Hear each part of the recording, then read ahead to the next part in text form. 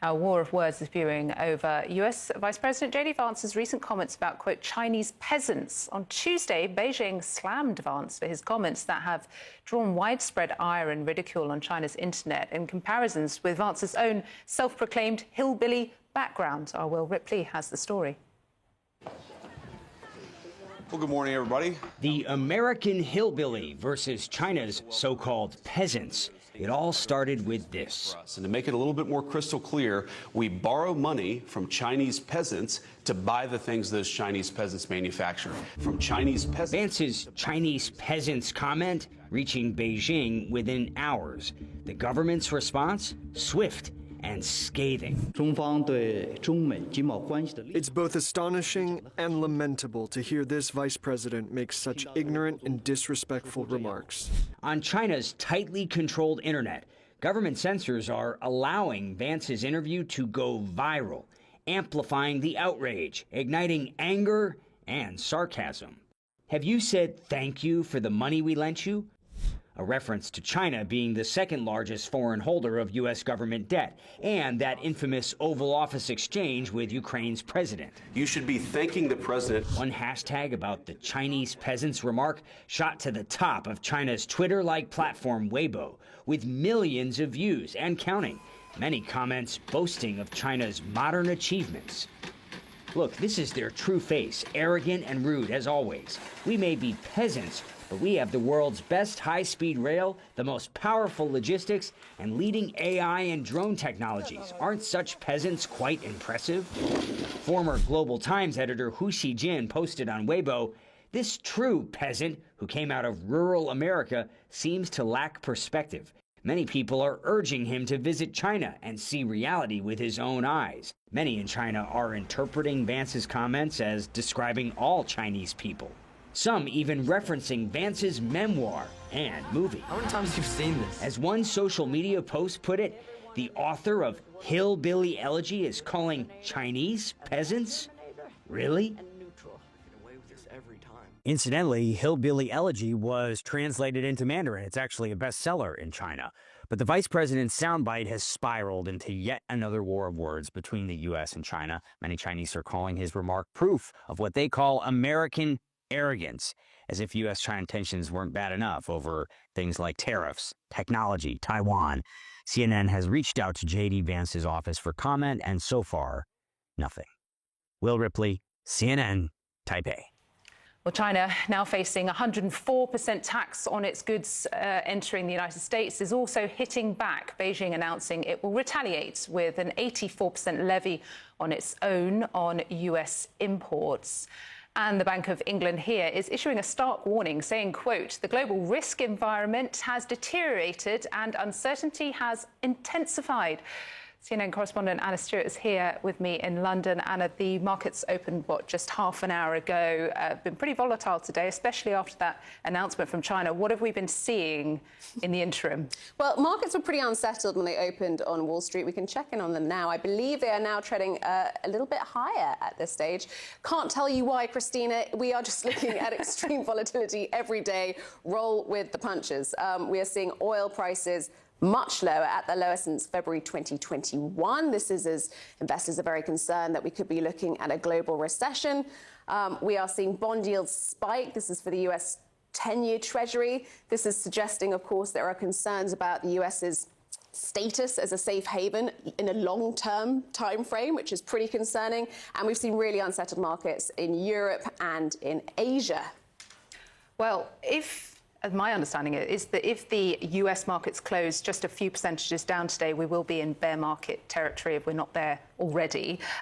Talk to us about some of the sort of financial terminology we may hear percolating today. Let's give you some light as relief. The markets move. Bear market territory is when an asset or particularly a stock index closes 20% lower than its recent high. So there is a figure that investors have for that, and they'll be watching that very closely. You can be in bear market territory, but not in a bear market until it actually closes at that price. Okay. Dead cat bounce. Now, I don't know who's last responsible 24 for this, but the saying is that even a dead cat will bounce if you drop it high enough. This is another one for markets. Now, a dead cat bounce is usually referring to perhaps you're seeing asset prices rise, but then they fall again. So it's just a temporary relief. Perhaps that's what we saw yesterday. You could maybe call that a dead cat bounce. So as people are looking for the market to, quote, bottom out, I mean, this is what we could be seeing. There are people trying to buy the dip is our next one, which is when you're hoping, obviously, as asset prices fall, to try and find its bottom, get it cheap, and hope that prices rise. And my favourite one of the lot, catch a falling knife. This is when buying the dip goes wrong. Right. You never want to catch a falling knife. You want to get it when it has fallen. It would hurt.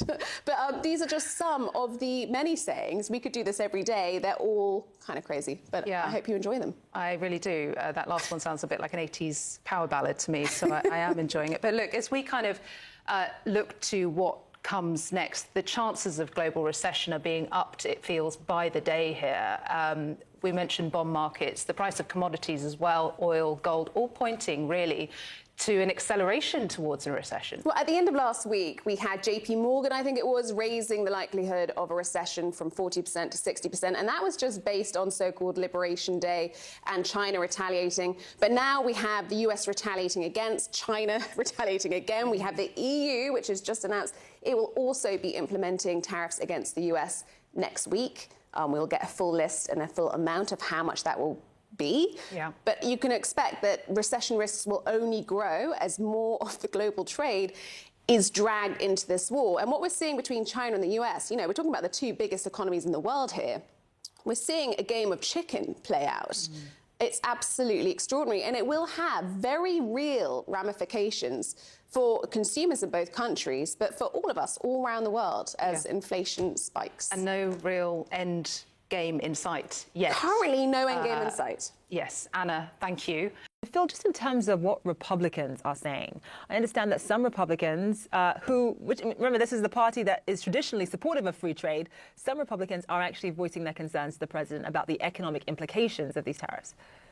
Yeah, it seems like so long ago, right? Where what the president is pursuing here is antithetical to traditional Republican ideology as we all understood it for several decades. And yet he now is the core and the heart of the Republican Party. And so it's been fascinating to watch Republicans, many of whom are diametrically opposed to even the general idea of what's been launched over the course of the last several weeks, let alone over the course of the last 11 hours, is trying to figure out how to tell the White House they don't know that this is necessarily a great plan, but also not get into the crosshairs of President Trump. Now, there have been some Republicans, particularly Republican senators, who have made clear they are very wary of the direction that this is going. But guys, I think it's important to note Congress long ago handed off the tariff authority over to the presidency.